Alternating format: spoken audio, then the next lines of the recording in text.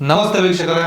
ಹಿಂದಿನ ವಿಡಿಯೋದಲ್ಲಿ ಕುಂತಿ ದುರ್ಭಾಷಮುನಿಗಳು ಕೊಟ್ಟಿದ್ದ ಮಂತ್ರಗಳನ್ನ ಪಠಿಸಿ ಯುಧಿಷ್ಠಿರನನ್ನ ಪಡ್ಕೊಳ್ಳೋದ್ರವರೆಗೂ ನೋಡಿದ್ರಿ. ಯುಧಿಷ್ಠಿರ ಹುಟ್ಟಿದ ಮೇಲೆ ಪಾಂಡುಗೆ ಇನ್ನೂ ಮಕ್ಕಳು ಬೇಕು ಅನ್ಸುತ್ತೆ. ಕುಂತಿಗೆ ಈ ಸಲ ವಾಯುದೇವನನ್ನ ಆವಾಹನೆ ಮಾಡಿ ಮಗುವನ್ನ ಪಡಿ ಅಂತ ಕೇಳ್ತಾನೆ. ಕುಂತಿ ಗುಡ್ಸಲ ಒಳಗಡೆ ಹೋಗಿ ಮತ್ತೆ ಮಂತ್ರ ಪಠಿಸ್ತಾಳೆ. ವಾಯುದೇವ ಪ್ರತ್ಯಕ್ಷ ಆಗಿ ಒಂದು ಮಗುವನ್ನ ಕೊಡ್ತಾನೆ. ಅವನೇ ಭೀಮ, ಎಲ್ಲರಿಗಿಂತಲೂ ಬಲಿಷ್ಠ ಮನುಷ್ಯ.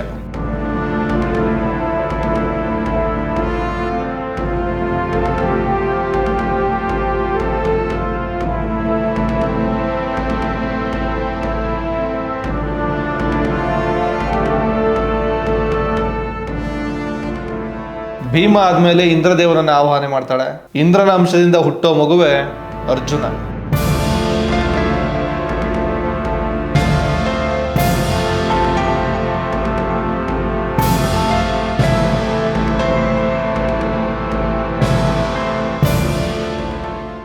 ಕುಂತಿ 3 ಜನ ಮಕ್ಕಳನ್ನ ಪಡೆದಾಗ ಮಾದ್ರಿಗೂ ಕೂಡ ತನಗೂ ಮಕ್ಕಳು ಬೇಕು ಅನ್ಸುತ್ತೆ.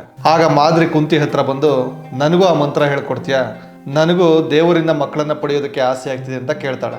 ಆಗ ಕುಂತಿ, ಮಾದ್ರಿ, ದುರ್ಭಾಷ ಮುನಿಗಳು ಈ ಮಂತ್ರಗಳನ್ನ ಬೇರೆಯವ್ರ ಹತ್ರ ಹಂಚ್ಕೊಳ್ಳೋದಕ್ಕೆ ಅನುಮತಿಯನ್ನ ಕೊಟ್ಟಿಲ್ಲ ಅಂತ ಹೇಳ್ತಾಳೆ. ಪಾಂಡು, ಕುಂತಿ, ಮಾದ್ರಿ ಮೇಲೆ ಸ್ವಲ್ಪ ಕರುಣೆ ಇರಲಿ, ಎಷ್ಟೇ ಆದ್ರೂ ಅವಳು ಹೆಣ್ಣು, ಅವಳಿಗೂ ಮಕ್ಕಳು ಬೇಕು ಅನ್ಸೋದು ಸಹಜ ಅಲ್ವಾ, ದಯವಿಟ್ಟು ಆ ಮಂತ್ರನ ಮಾದ್ರಿ ಹತ್ರ ಹಂಚ್ಕೊ ಅಂತ ಹೇಳ್ತಾನೆ. ಗಂಡನ ಮಾತಿಗೆ ಬೆಲೆ ಕೊಟ್ಟು ಕುಂತಿ ಆ ಮಂತ್ರವನ್ನ ಮಾದ್ರಿಗೆ ಹೇಳ್ಕೊಡ್ತಾಳೆ. ಈ ಮಂತ್ರನ ಒಂದು ಸಲ ಮಾತ್ರ ಬಳಸ್ಬೇಕು ಅಂತ ಮಾದ್ರಿಗೆ ಕಂಡೀಷನ್ ಹಾಕಿರ್ತಾಳೆ. ಆಗ ಮಾದ್ರಿ ಒಂದೇ ಸಲ 2 ಮಕ್ಕಳನ್ನ ಪಡ್ಕೊಂಡ್ಬಿಡೋಣ ಅಂತ ಅಶ್ವಿನಿ ದೇವತೆಯರನ್ನ ಆವಾಹನೆ ಮಾಡ್ತಾಳೆ. ಅಶ್ವಿನಿ ದೇವತೆಗಳು ಅಂದ್ರೇನೆ ಇಬ್ರು, ಅಶ್ವಿನಿ ದೇವತೆಗಳು ಅಂದ್ರೇನೆ ಅವಳಿ ಜವಳಿ ಮಕ್ಕಳು. ಹಾಗಾಗಿ ಅಶ್ವಿನಿ ದೇವತೆಯರಿಂದ ನಕುಲ ಸಹದೇವ ಎಂಬ 2 ಮಕ್ಕಳು ಮಾದ್ರಿಗೆ ಸಿಗ್ತಾರೆ.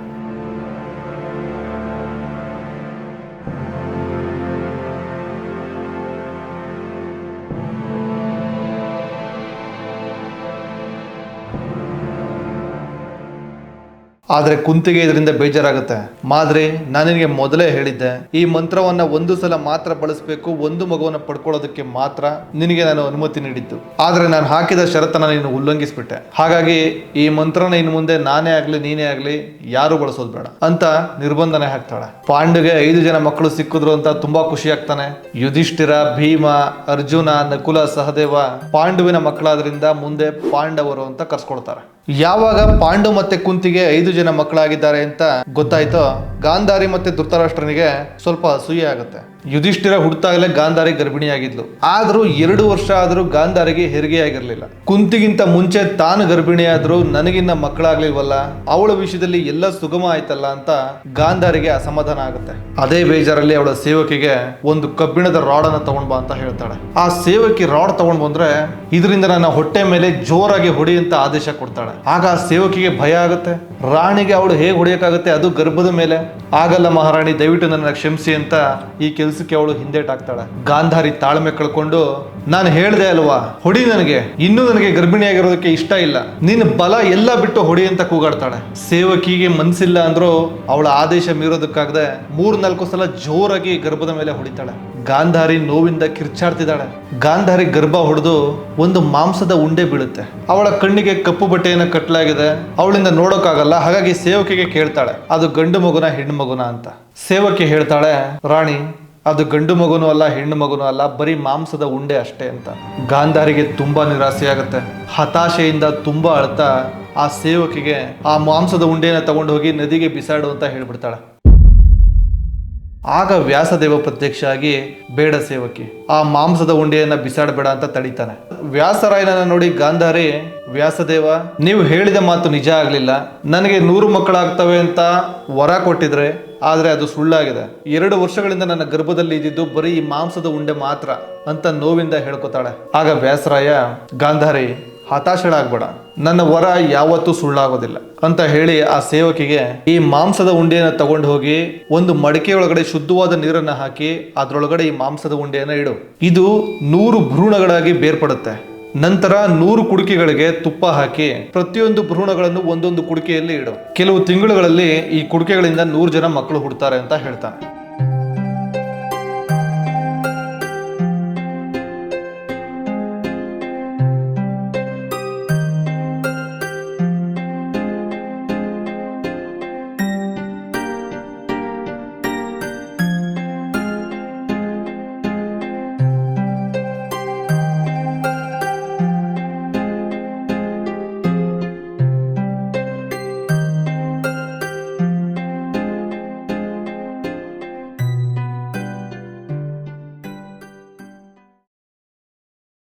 ವ್ಯಾಸ ಹೇಳಿದ ಹಾಗೆ ಕೆಲವೇ ತಿಂಗಳುಗಳಲ್ಲಿ ಮೊದಲು ಒಂದು ಕುಡಿಕೆಯಲ್ಲಿ ಒಂದು ಮಗು ಬರುತ್ತೆ.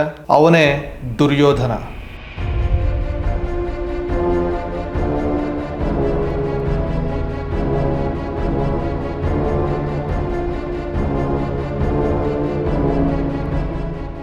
ಎರಡನೆಯದಾಗಿ ಹುಟ್ಟೋದು ದುಶ್ಯಾಸನ.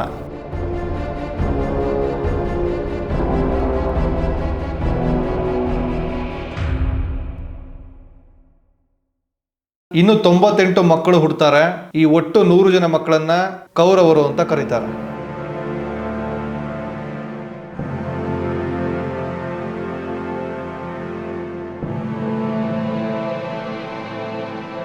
ಇವರೆಲ್ಲರ ಜನನ ಆದ್ಮೇಲೆ ಗಾಂಧಾರಿಗೆ ದುಶ್ಶಲೆ ಎಂಬ ಮಗಳು ಕೂಡ ಹುಡ್ತಾಳೆ. ಹಾಗಾಗಿ ಗಾಂಧಾರಿಗೆ 101 ಜನ ಮಕ್ಕಳು. ಈ ಕಡೆ ಕಾಡಲ್ಲಿ ಪಾಂಡು ತನ್ನ ಹೆಂಡತಿಯರಾದ ಕುಂತಿ, ಮಾದ್ರಿ ಮತ್ತೆ 5 ಜನ ಮಕ್ಕಳ ಜೊತೆ ಸಂತೋಷವಾಗಿ ಕಾಲ ಕಳೀತಾ ಇರ್ತಾನೆ. ಈಗ ಪಾಂಡುಗೆ ಯಾವುದೇ ಚಿಂತೆ ಇಲ್ಲ, ನೆಮ್ಮದಿಯಾಗಿರ್ತಾನೆ.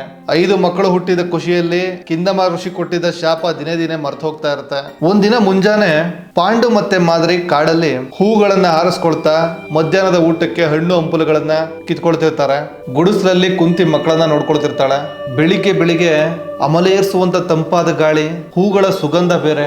ಪಾಂಡು ಮಾದ್ರಿನ ನೋಡಿದ್ರೆ ಮರದ ಕೊಂಬೆಗಳ ಗ್ಯಾಪ್ ಅಲ್ಲಿ ಬರ್ತಿರೋ ಸೂರ್ಯನ ಕಿರಣಗಳು ಅವಳ ಮುಖದ ಮೇಲೆ ಬೀಳ್ತಿದ್ರೆ ಮಾದ್ರಿ ತುಂಬಾ ಸುಂದರವಾಗಿ ಕಾಣಿಸ್ತಿದ್ದಾಳೆ. ಪಾಂಡು ಅವಳನ್ನ ನೋಡ್ತಾ ಮೈ ಮರೆತು ಬಿಡ್ತಾನೆ. ಇದ್ದಕ್ಕಿದ್ದ ಹಾಗೆ ಎಲ್ಲಿಲ್ಲದ ಆಸೆ, ಉದ್ವೇಗ ಮೂಡಿ ಪ್ರಚೋದನೆಯಿಂದ ಅವಳನ್ನ ಎಳೆದು ತಪ್ಕೋತಾನೆ. ಮಾದ್ರಿಗೆ ಶಾಕ್ ಆಗಿ, ನಿಲ್ಸಿ ಮಹಾರಾಜ, ಇದೇನ್ ಮಾಡ್ತಿದ್ದೀರಾ?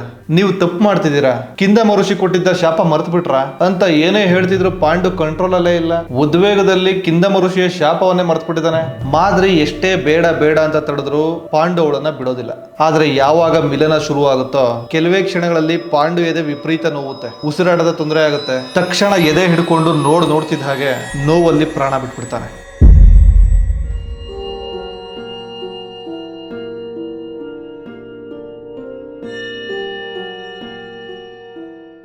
ಅಂತೂ ಕಿಂದಮ ಋಷಿಯ ಶಾಪ ಸುಳ್ಳಾಗ್ಲಿಲ್ಲ. ಮಾದ್ರಿಗೆ ಪಾಂಡು ಸತ್ತು ಬಿದ್ದಿರೋದನ್ನ ನೋಡಿ ದುಃಖದಲ್ಲಿ ಅಳು ತಡ್ಕೊಳಕ್ಕಾಗದೆ ಜೋರಾಗಿ ಅಳ್ತಿದ್ದಾಳೆ. ಮಾದ್ರಿ ಅಳೋ ಶಬ್ದವನ್ನ ಕೇಳಿಸ್ಕೊಂಡು ಕುಂತಿ ಓಡ್ ಬಂದು ನೋಡಿದ್ರೆ ಗಂಡ ಪಾಂಡು ಸತ್ತು ಮಾದ್ರಿ ತೊಡೆ ಮೇಲೆ ಮಲಗಿದ್ದಾನೆ. ಕುಂತಿಗೆ ನೋಡ್ದಾಗ್ಲೇ ಇಲ್ಲಿ ಏನಾಗಿದೆ ಅಂತ ಅರ್ಥ ಆಗುತ್ತೆ. ಮಾದ್ರಿ ಇದು ಹೇಗಾಯ್ತು? ನಿನಗೆ ಕಿಂದಮ ಋಷಿಗಳ ಶಾಪದ ಬಗ್ಗೆ ಗೊತ್ತಿದೆ ಅಲ್ವಾ? ನಮ್ಮ ರಾಜನನ್ನ ಸಾವಿನ ಸ್ಥಿತಿಗೆ ತಂದು ಬಿಟ್ಟಲ್ಲ, ನೀನಾರು ತಡಿಬೇಕಿತ್ತಲ್ವಾ ಅಂದಾಗ ಮಾದ್ರಿ, ನನ್ನನ್ನ ನಂಬು ಕುಂತಿ, ನನ್ನ ಕೈಲಾದ ಪ್ರಯತ್ನ ಎಲ್ಲ ಮಾಡಿದ್ದೀನಿ, ಆದ್ರೆ ಅವರು ಒಂದು ಕ್ಷಣ ನನ್ನ ಮಾತನ್ನ ಕೇಳಿಸ್ಕೊಳ್ಳೇ ಇಲ್ಲ. ಕುಂತಿಗೆ ಅನ್ಸುತ್ತೆ ಇದೆಲ್ಲ ವಿಧಿ, ಏನಾಗ್ಬೇಕಿತ್ತೋ ಅದೇ ಆಗಿದೆ. ಋಷಿ ಮುನಿಗಳು ಕೊಟ್ಟ ಶಾಪ ಯಾವತ್ತೂ ಸುಳ್ಳಾಗೋದಿಲ್ಲ, ಅದು ಪೂರ್ತಿ ಆಗಲೇಬೇಕು. ಇದೆಲ್ಲ ನಮ್ ಕೈಲಿಲ್ಲ, ಹೋಗ್ಲಿ ಬಿಡು. ಕನಿಷ್ಠ ಪಕ್ಷ ಅವರ ಕೊನೆಗಾಲದಲ್ಲಾದ್ರೂ ಅವರ ನಗುಮುಖ ನೋಡೋ ಭಾಗ್ಯ ಸಿಕ್ತು ನಿನಗೆ, ನನಗೆ ಅದೂ ಇಲ್ಲ.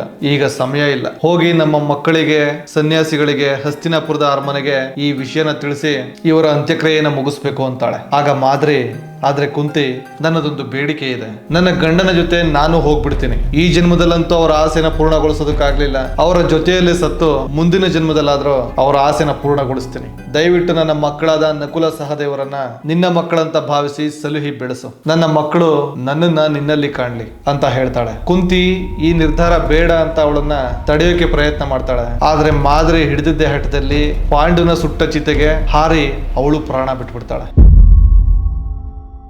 ಕಾಡಲ್ಲಿದ್ದ ಸನ್ಯಾಸಿಗಳು ಕುಂತಿಗೆ ತನ್ನ ಮಕ್ಕಳನ್ನ ಕರ್ಕೊಂಡು ಹಸ್ತಿನಾಪುರಕ್ಕೆ ಹಿಂದಿರುಗು, ಯಾಕಂದ್ರೆ ಹಸ್ತಿನಾಪುರದ ಸಿಂಹಾಸನಕ್ಕೆ ನಿನ್ನ ಮಕ್ಕಳು ವಾರಸ್ದಾರರು. ಅರಮನೆಗೆ ಹೋಗಿ ಭೀಷ್ಮ ಮತ್ತೆ ವಿದುರನ ಕೆಳಗಡೆ ಅತ್ಯುತ್ತಮವಾದ ತರಬೇತಿಯನ್ನ ಪಡೆದು ಭವಿಷ್ಯದ ರಾಜರುಗಳಾಗ್ಲಿ ಅಂತ ಹೇಳಿ ಕುಂತಿನ ಹಸ್ತಿನಾಪುರಕ್ಕೆ ಕಳಿಸ್ತಾರೆ. ಕುಂತಿ, ಯುಧಿಷ್ಠಿರ, ಭೀಮ, ಅರ್ಜುನ, ನಕುಲ ಸಹದೇವರನ್ನ ಕರ್ಕೊಂಡು ಹಸ್ತಿನಾಪುರದ ಅರಮನೆಗೆ ಹೋದಾಗ ಭೀಷ್ಮ ಕಣ್ಣಲ್ಲಿ ನೀರಿಡ್ತಾ ಅವ್ರನ್ನ ಸ್ವಾಗತ ಮಾಡ್ಕೊಳ್ತಾನೆ. ಇನ್ನು ಮುಂದೆ ಗಾಂಧಾರಿಯ 101 ಜನ ಮಕ್ಕಳಾದ ಕೌರವರು ಮತ್ತೆ ಪಾಂಡುವಿನ 5 ಜನ ಮಕ್ಕಳಾದ ಪಾಂಡವರು ಎಲ್ಲರೂ ಒಂದೇ ಅರಮನೆಯಲ್ಲಿ ಬೆಳೀತಾರೆ.